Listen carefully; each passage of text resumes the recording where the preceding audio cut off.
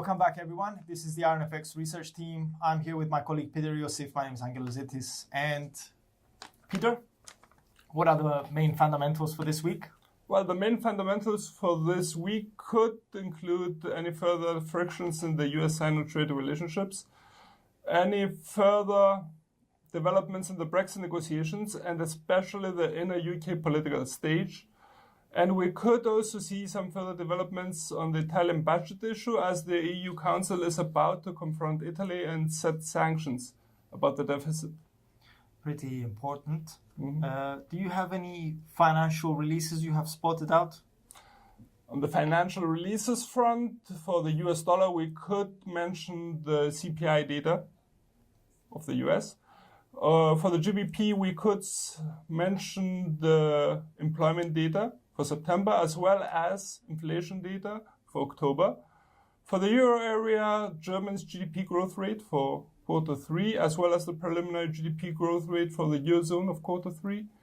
The same would apply for the Japanese yen, where we have a steep drop forecasted there, which could weaken the yen.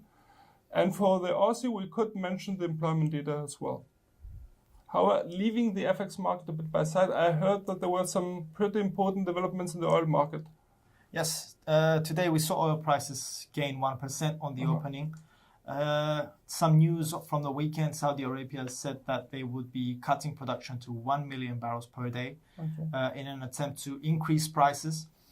Prices have come too low, I believe, and they're taking some action in order to increase prices.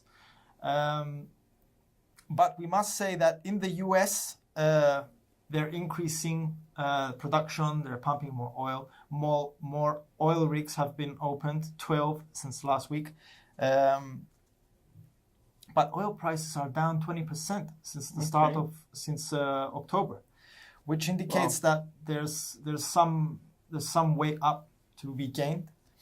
Iran has seen a decrease in exports, but has started exporting to private companies.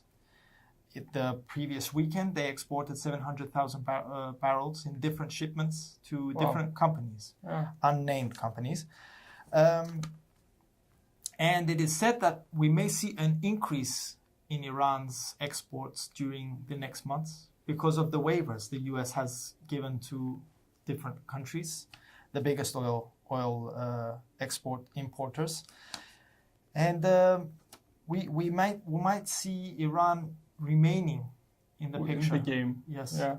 So, okay, the current situation is clear. What about the long-term perspective of the oil market? In the long term, it said that there could be a rebalancing of supply and demand in the beginning of 2019. Supply is not guaranteed. It's uncertain of what will happen, according to Russian Energy Minister Alexander Novak.